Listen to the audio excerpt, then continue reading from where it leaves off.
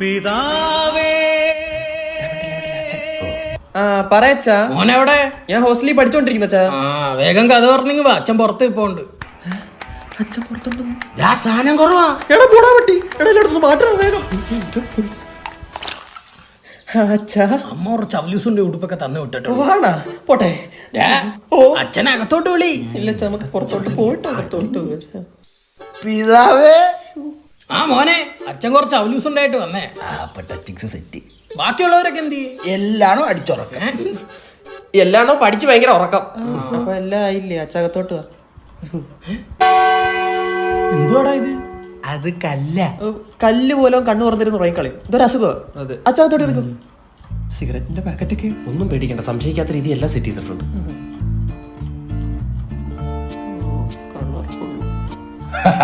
സംശയമേ ഇല്ല.